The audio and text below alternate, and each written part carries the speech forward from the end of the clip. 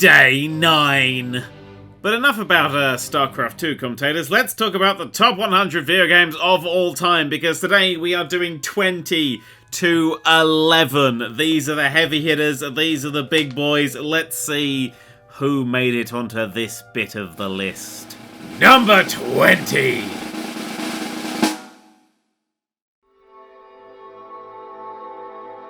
Red Dead Redemption. Is this the first Rockstar game to appear on this list? I think it is. I think this is where Rockstar joined onto this list. Red Dead Redemption is incredible. It blew everyone away. It came out of absolutely nowhere. It came from, as we now know, a quite crap just Western third-person shooter for the PS2, and they made it into one of the most beautiful, well-crafted open-world games of all time.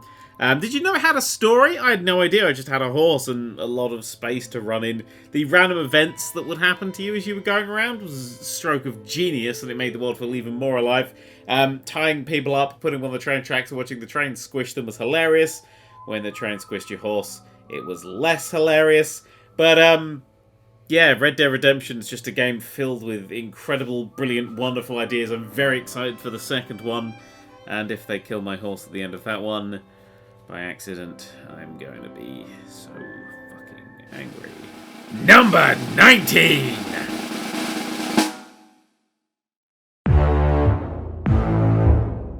Papers, Please! Papers, Please is a horror game. And I genuinely mean that. It's a game that makes me feel those uncomfortable feelings that horror does, especially when you get the ability to take photos of people that you think might be like harboring weapons or whatever. It's an unpleasant game in a good way. It's designed to be unpleasant. It's telling an unpleasant tale of an unpleasant place and unpleasant people and some nice people, and you have to sort everything out very fast. It's wonderful. It has one of the most ominous death sounds ever of that little paper just appearing from the bottom that says you missed something. I don't know who's checking that, and I don't know why it happens immediately there, but it's kind of a bit terrifying, and so I kind of dig it. It's a dark game. It's a very dark game that takes you to a very dark place, but you'll have a lot of fun, you know, comparing serial numbers and making sure people's names are spelled correctly and all that stuff. Number 18!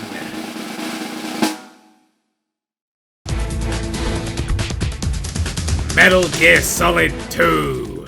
Ah, Kojima's finest. I fucking love Metal Gear Solid 2. It's a beautiful, beautiful game. It's fucked up. It goes weird at the end, but it is absolutely beautiful.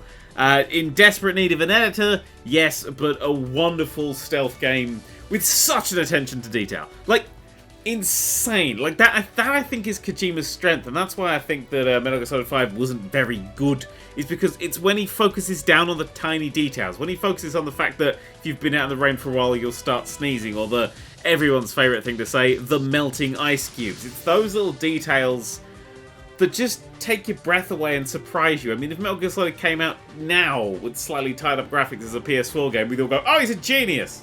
Like, there's nothing in that game that's aged or dated. It's wonderful. It does its own thing, and it does it incredibly well. It has stunning boss fights. The Harrier, God, the Harrier is amazing. Kojima, do more games like that, please. I mean, I know you're doing that weird thing right now, whatever that is. We don't know what that thing. Maybe that thing will be like this, but we won't know until it's out in 65 years' time. Number 17.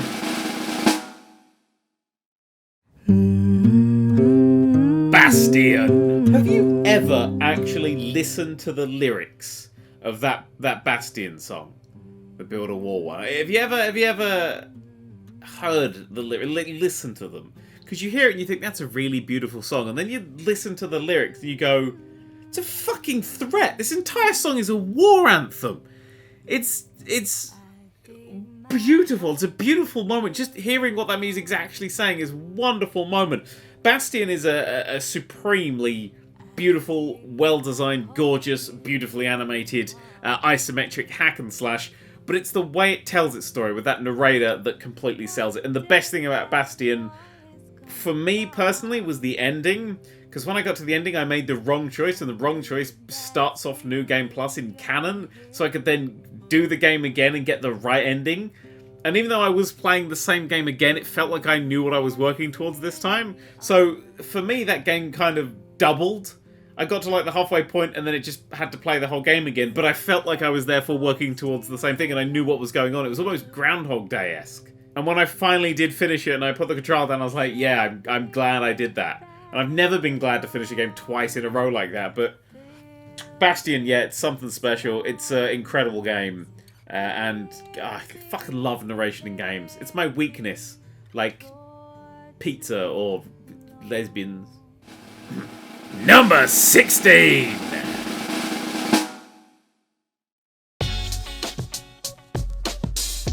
Saints Row 2! There are large chunks of Saints Row 2 that are crap. Honestly, there are these huge swathes of Saints Row 2 that are just bad and just not done well, and none of that matters because Saints Row 2 is insane, and it's insane to the perfect tone. Like a lot of games that kind of go for a bit more of a wacky tone but won't actually tell a serious story veer uncomfortably between them, whereas Saints Row 2, when it's at its most wackiest, it still feels like the same universe as its darkest, and boy does it have some dark bits, as we've discovered in that complete series. Yeah, it's a beautifully told story. It's a wonderful world. The world is so fun as well. It's got such lovely distinct districts. I love having the university district and the big secret underground military base, and I love the shopping mall. Like, goddamn, I love that shopping mall. The level of customization is just like, they've never got close to that. No open world game has ever got even slightly near that. It's a very, very, very special game. You'll have to mod it to shit to get it working on the PC, but I absolutely recommend it. It's not the best polished game on this list. In fact, it's kind of janky compared to the other things, but it is just a big barrel of absolute pure 150% fun. Number 15!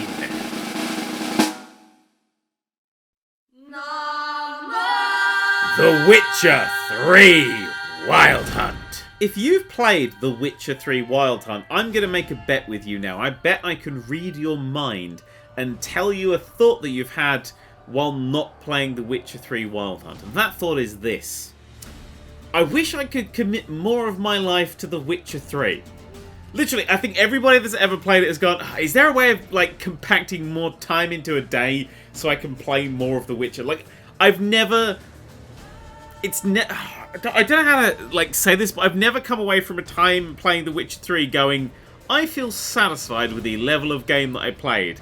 I always feel like my body has betrayed me because I'm too tired or I've got work. There's always something that's pulled me away. I've never, ever, ever walked away because I was bored of playing it. There's too much to do. Every time I start it up, I'm like, I should start again and do everything from the beginning and better. It's an incredible game. It completely caught me by surprise. I know anything for it, and I'm not a huge RPG fan, but goddamn, The Witcher 3 came out of nowhere for me, and just blew me away with one of the most beautiful worlds in gaming. One of the, like, a real dark line through that world that's very... It's told through the world itself. It's all world building. It's a whole game based around world building, so then you care about the characters. And you genuinely care about the characters. And also, it has the best quests in any RPG ever, because somebody actually put thought into them.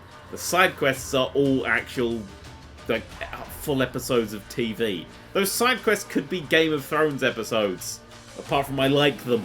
Number 14!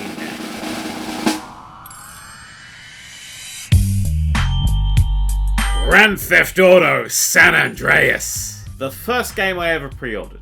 Grand Theft Auto San Andreas is the first game I ever pre-ordered in my entire life. Because I had to, because back in the day, especially in that sort of era, you didn't know if you were going to get a copy or not. And they've run out. I mean, the game I got it for genuinely run out. So that's when pre-orders were an important thing. And now they're just, you got digital games, who gives a shit? But yeah, oh man, Grand Theft Auto San Andreas. I actually, when I went to pick it up, because I went with my dad, I got a bandana that I think I still have somewhere. The guy behind the counter had a look in his eyes of, could you all just fuck off so I can go home and play GTA San Andreas? Like, I've never seen anyone stare at me with such anger, but also lust. Like as he hands the copy of the game over, like, here you go, you absolute bastard. I'm never going to be more jealous of my entire life. It was a wonderful, wonderful moment. He was there going, I remember he was still talking about the game like his eyes were thunder, but he was there going, here they put parachutes in now, there's parachutes and everything. And it was, yeah, San Andreas itself, a masterpiece. Now, it feels a little more dated than some of the other GTAs, mostly because just how foggy everything is. Because if you've ever seen the San Andreas map, like without the fog, it's tiny. It's tiny. All the roads are twisty, turny to make it feel like it's taking a longer time. It's a beautifully designed game, and like the map chill out in that game is like 3 feet high. Like if you can see the ground, you're like, oh, that's the ground. It's like you throw a stone, it just hits immediately. But you know, given all that, it's a wonderful game. Getting to the different cities, because back then in those days they locked them off, was wonderful. Not the strongest story. It's still a very enjoyable story. But a cracking game, absolutely cracking game. Slightly aged a little bit badly compared to some of the others, but still fucking 500 hours of fun. Number 13.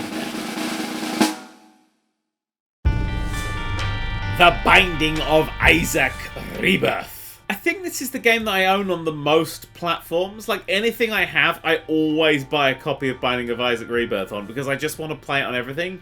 I've got it on my PC, I've got it on my PS4, I've got it on my Vita, I've got it on the Wii U that I lent Emma Blackery and never got back.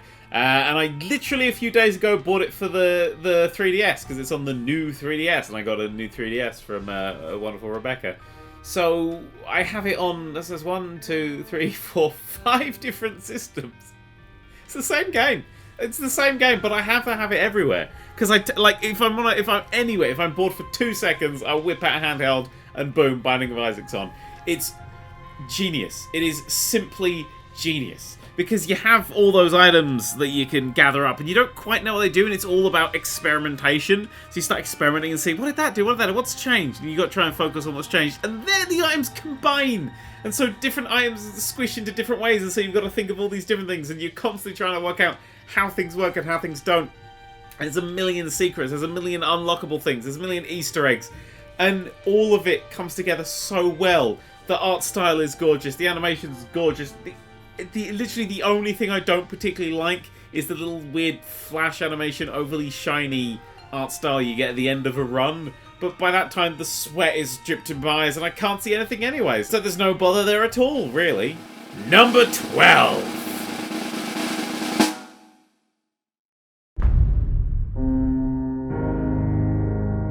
Fallout 4. If I remember rightly, last year this placed lower than The Witcher 3 Wild Hunt, but I said that it would have placed higher if I had more time to actually play it, and now I've put hundreds of hours into it, and Fallout 4 is amazing.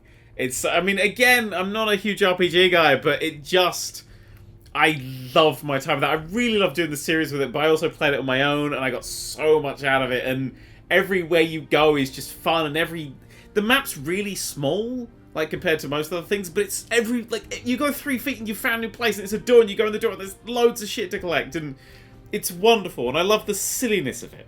It's a very sort of lighter tone, but it's got that it's dark, but it's got that lighter tone. I feel like this is this 20 to 11 was like silly but dark, and that works for me, and I think that works well for video games in general, and I love everything about it. Maybe not the DLC, I don't really care for DLC, but I love building settlements, and I love making weird massive settlements that slow my computer absolute buggery. And I loved going out on quests for characters that I genuinely started to care about. I didn't really care for the main plot. That was the one weak spot of that game, because kind of the twist sort of reveals itself far too early if everyone's slightly paying attention. But yeah, I don't know really what I was expecting to get out of Fallout 4. I was kind of excited because it looked fun, but I got out way more than I was expecting. Absolutely. Super, super good game. Number 11.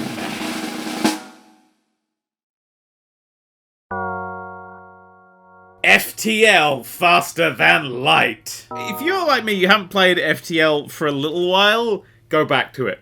Go back to it and just fall back in love with that game again, because oh my god, it's incredible. FTL is a permadeath survival run where you are a spaceship tracking across the galaxy before you get your ass blown off and then handed back to you. It's amazing. It's an amazing game. I love the control you get over it. I love the fact that it's almost turn-based, but you choose how long turns are. Like, you hammer spacebar to pause, and then you arrange stuff, and you let it go.